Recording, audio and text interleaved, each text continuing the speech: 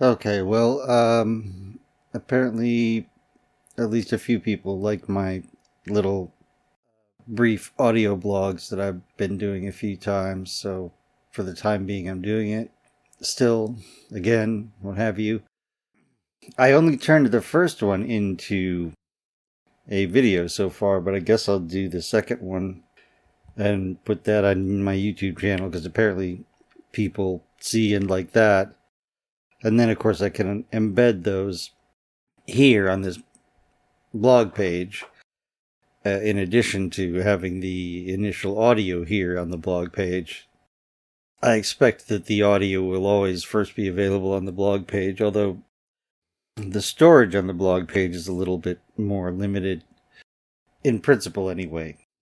I supposedly have a maximum amount of media storage on the blog that I would not, as far as I know, have on YouTube. At least I've never seen any indication that there's a maximum storage space on YouTube. There may be. If there is, and it's important, I suppose it'd be good for someone to let me know. But the amount of information required to store a video is vastly larger than audio. Although for my videos, that's probably not the case, since I basically just have the audio with just a fixed picture up there. And that's become easier now with the clip champ, that's it, thing that Microsoft has. If I keep these to 10 minutes at a time for the raw recording time, which will then obviously be reduced further by truncating the silences and cutting out coughs and ums and things like throat clearings, it ends up being somewhere in the 8.5 minute range. As for what to talk about, I guess I can be pretty much extemporaneous. Today I have a little bit of subject matter in mind, which I'll get to in a second. I have to admit, I don't know, I'm considering it a sort of confession that I have not yet signed up for any kind of health insurance. Those of you who read my blog will know that that's been something that's been kind of hanging over my head. I'm nervous about the expense, but I'm more nervous about just actually calling somebody to set it up. I don't trust government site, which is probably just paranoid on my part, but I'm paranoid. It's, it is what it is. But also I guess I have trouble forcing myself to do it. It feels intimidating. It feels like there's a mental block. Maybe it's that pathological demand avoidance I keep hearing about. But a lot of it has to do with just my depression and my desire not to take care of myself anyway, because I really don't have anything worth preserving.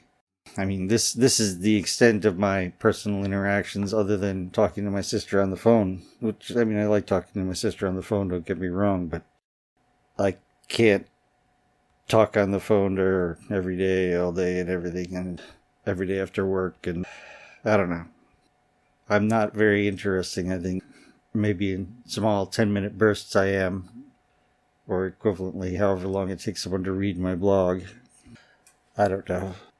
I almost just stayed at the house today, just laid around. Anyway, the thing I had a few things to talk about with respect to the tri-rail. I guess it's complaints in a sense. There used to be a drinking fountain on each side of the track at Hollywood Station, and it had a taller and a shorter fountain access area. Then for a long time they were out of order, and then now they've just been removed. I thought maybe they would replace them, but apparently they have no intention to do that. I'm presuming that they took them out, even though they were very handy if you had been walking to the train station, as I often did, or if just it was a hot day in Florida, which occasionally happens, weirdly enough, to have a drinking fountain, and it's water. Water is not very expensive, but they want you to go to the stupid soda machine and buy their water or soda or what have you there for, I don't know, $2 a half a liter or more, which is 100 times, 1,000, I don't know how many multiples it is of what you would pay for tap water or what they would pay for tap water. and it's just the same water. So that's really irritating, and it makes me want to, in my dark fantasies, just vandalize all of those machines. Just hit them all with Molotov cocktails and pour Drano all over all of them and just destroy them all. It's very irritating, the profiteering when they used to provide water for everybody. On a related note, speaking of water and the other direction, the Tri-Rail trains boast in their announcements and have restrooms on each of the cars. But on I think it's the 602 train, in any case it's the second train northbound in the morning, the restroom on the front car is always locked. It's not occupied, it's locked. I suspect for the use of the conductor and or whoever the security person is up there. They always keep it locked, at least if it's this one woman. And you have to try to go to the rear, but then the middle car is out of order. It was out of order today. It was out of order last week. It was out of order the week before. So in other words, that restroom on that car has been out of order for weeks. And there's only one more car, the very far rear car, and that one, of course, oddly enough, is frequently occupied, and walking all the way from the front car to the rear car is not only quite a trek, but hazardous. People with bikes in the way, the train jostles. I sit in the front car because when I get to my destination, Deerfield Beach, there's no bridge to cross over the train tracks in Deerfield Beach, so the only place to cross is at the road, which is near the front of the train. The front of the train going northbound is closest to the road and to the railroad crossing. So that's where I sit. At Hollywood, there's a bridge crossing. I can cross the bridge and get over there and get to the other side either way. So that's irritating. So I sit in the front car for convenience reasons and for prior planning reasons. I think it through. And also the rear cars have more bikes. People aren't really supposed to bring bikes to the front car. So the lady announces all the time, for your convenience, there are restrooms and trash cans and all Tri-Rail cars, but they're not available. This morning, none of them were available. The rear one was locked, the middle one's out of order, the front one was locked. So basically, I had to wait until I got off the train and then walked to the office to use the restroom, which I'm capable of, obviously, but it's unpleasant when there's supposed to be restrooms available and you're paying to use the train.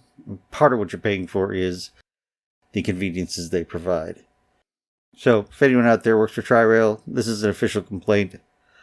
I'm probably going to call the office today anyway, because this has happened several times. And that's me being petty and vindictive. Or at least I didn't pee on the floor in the Tri-Rail train, which is what my impulse is. I wouldn't do that, because that would be rude to other passengers. Anyway, that's 10 minutes of raw recording, and it'll be trimmed down.